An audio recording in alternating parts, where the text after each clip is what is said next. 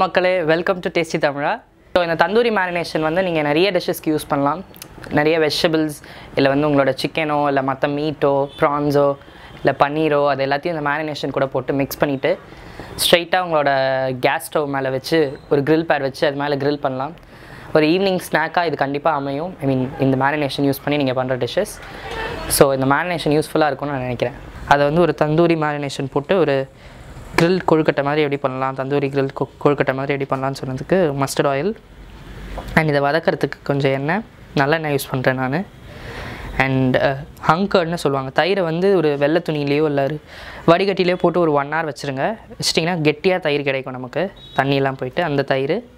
And சில மசாலாஸ் வச்சுருக்கேன் இங்கே, மிளகாய்த்தூள், தனியாத்தூள், கரம் மசாலா கொஞ்சம், 1 டேபிள் ஸ்பூன் அளவுக்கு கடலை மாவு அண்ட் கொஞ்சமாக வந்து வெந்தயக்கீரை, உலர்ந்த வெந்தயக்கீரை, கசூரி மேத்தி எடுத்து வச்சுருக்கேன்.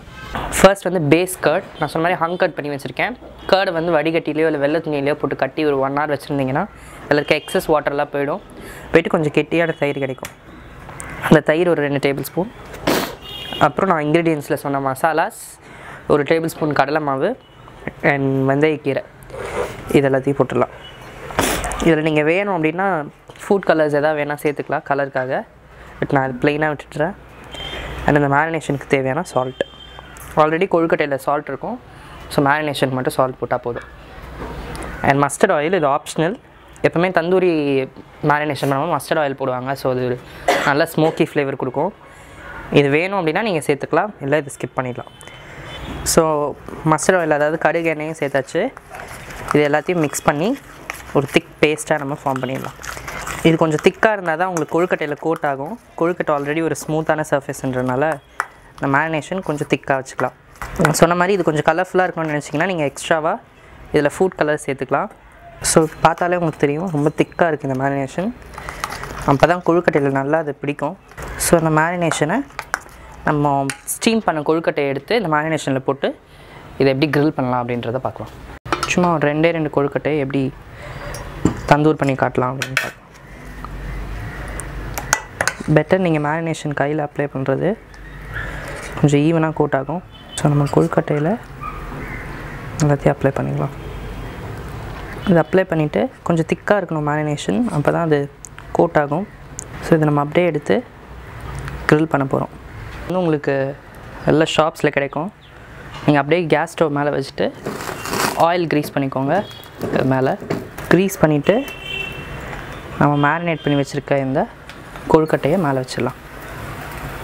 கொழுக்கட்டை ஆல்ரெடி குக்ட், ஸோ அந்த தந்தூரி மேலே போடுற அந்த தந்தூரி மேரினேஷன் மட்டும் குக் ஆனால் போதும்.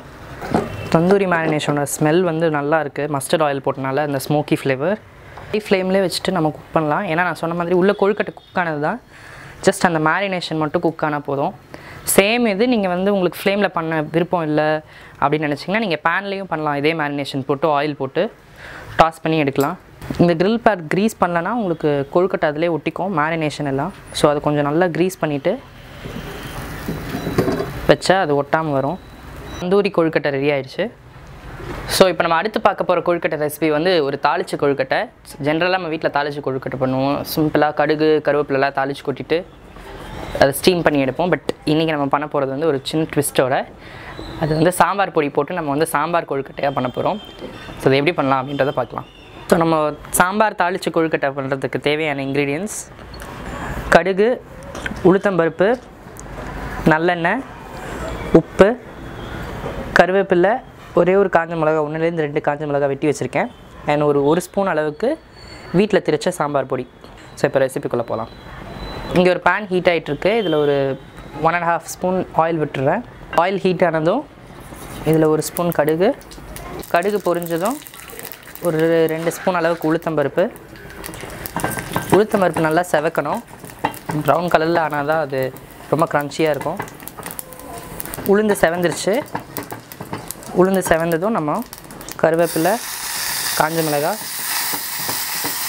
அடுப்பு ஆஃப் பண்ணிவிட்டு சாம்பார் பொடி போடுறேன்.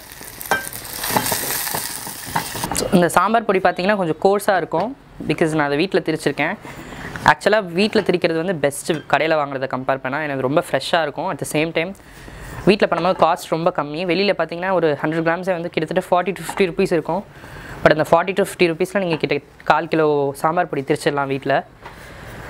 ஸோ அதனால் அதை நான் வீட்டில் திரிச்ச சாம்பார் பொடி தான் யூஸ் பண்ணியிருக்கேன். அந்த ரெசிபியை உங்களுக்கு கூடிய சீக்கிரம் நான் ஷேர் பண்ணுறேன். ஸோ இப்போ நான் போட்ட தாளிப்பை வந்து மிக்ஸ் பண்ணிட்டேன் மாவோட. இதில் அடிஷ்னலாக நீங்கள் வந்து சாம்பார் வெங்காயம் சாப் பண்ணி ஆட் பண்ணிக்கலாம், வதக்கி. கேரட் இல்லை மற்ற ஏதாவது சாஃப்ட் வெஜிடபிள்ஸ் இருந்ததுன்னா நீங்கள் அதையும் ஆட் பண்ணிக்கலாம். பட் நான் இன்றைக்கி ரொம்ப சிம்பிளாக வச்சுருக்கேன் இதை. இது கூட நீங்கள் நிறைய ஆட் பண்ணி இதை இந்த வேரியேஷன் இன்னும் கொஞ்சம் டிஃப்ரெண்ட்டாக இருக்கலாம். ஸோ இது ஒன்றும் பாதியமாக மிக்ஸ் ஆனதும் இது உங்களுக்கு பிடிச்ச ஷேப்ஸ் நீங்கள் கொடுத்துக்கலாம். இன்றைக்கி நான் வந்து ரவுண்ட் ஷேப் அண்ட் மோதக் ஷேப் கொடுக்குறேன். பண்ண சாக்லேட் பூரண கொழுக்கட்டை அண்ட் சீஸ் கார்ன் வச்சு ஒரு ஃபில்லிங் பண்ணோம். சீஸ் கார்ன் அண்ட் மஷ்ரூம் வச்சு பண்ண அந்த கொழுக்கட்டை. அதுக்கப்புறம் சாம்பார் பொடி போட்டு தாளித்து கொட்டின சாம்பார் தாளித்து கொழுக்கட்டை. ஸோ இந்த 3 கொழுக்கட்டையும் நான் அரேஞ்ச் பண்ணிவிட்ட தட்டில் இதை ஸ்டீம் பண்ணி எடுத்துடலாம்.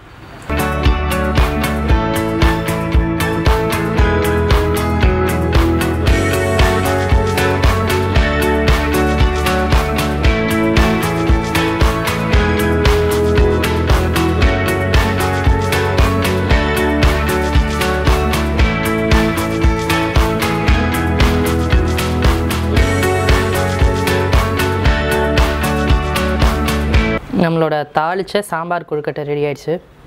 ஸோ விநாயகர் சதுர்த்தி ஸ்பெஷலாக வந்து நம்ம 4 வகையான கொழுக்கட்டை பார்த்துருக்கோம். ஐ திங்க் இந்த கொழுக்கட்டை எல்லாமே வந்து ரொம்ப ஸ்பெஷல், பிகாஸ் ரொம்ப டிஃப்ரெண்ட்டான ரெசிபீஸ். நீங்கள் வந்து கண்டிப்பாக இதை ட்ரை பண்ணி வீட்டில் படைக்கணும்.